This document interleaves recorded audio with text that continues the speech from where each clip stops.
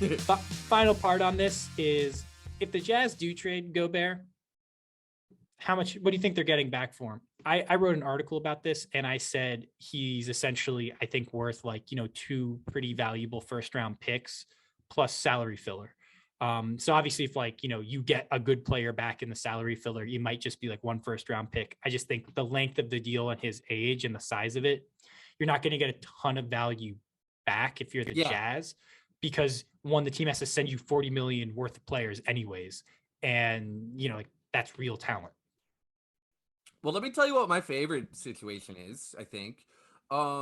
First of all, the Jazz, they've really historically operated the way that a lot of small market teams do. They might not be as interested in draft capital as like, your average team would be.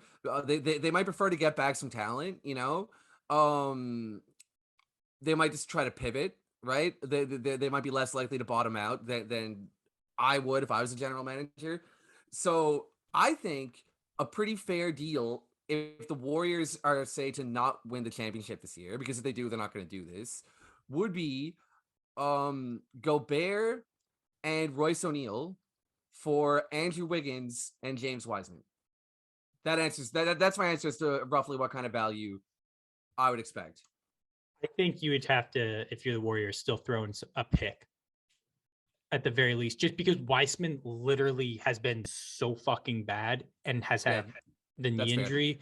I mean, where you're like, because you're basically like, oh, so we're taking out like Andrew Wiggins for Gobert and this dude who like might actually just be a massive bust.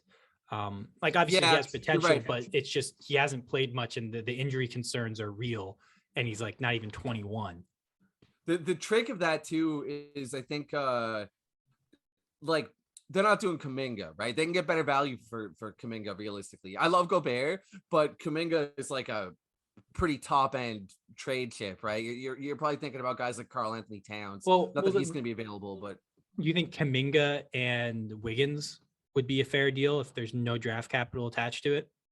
I don't think it's a great trade for Golden State, to be honest. I think they would rather hold out to get something even better for Kuminga. I agree on that line. I'm just saying in terms of like, we're basically saying like in a vacuum, no other deals can happen. Like, would that be a fair deal in terms of value? Okay, yeah, I think it's not horrible value. Yeah. That's kind of how I feel too. It's like, if you get like one really high end but unproven young player plus that, like, kind of a shitty contract, I think that's worth it if you're the Jazz, because at Mitchell's age, you can afford to take a step back 1 year and be like, we're taking a step back this 1 year. Donovan, don't worry. We're going to get the fuck off of Conley's deal. We're going to get some younger, better guys, build the team around you, and then we'll have cap space and be able to go get someone, and this team will be built around you. So yeah, the Jazz are in a situation where I think if they trade Mitchell, they should just trade Gobert and blow it all up, because I agree. I completely agree. Yeah.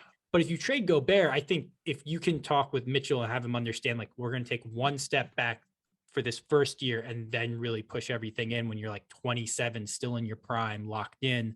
We have all this cap space, and we'll have like, picks and younger players and better players perhaps around you.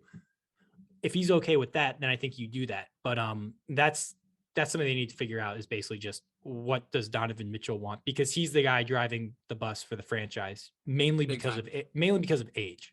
Yeah, big time. And it's worth noting that rumors seem to pretty heavily suggest that he would just like to play in a bigger market. I even saw a headline today, I meant to send it to you, that the Heat and the Hawks are two landing spots that he's apparently interested in. That was from NBA Central. So I would love him to go play in Atlanta, just so I can be so defense actually matters from guards.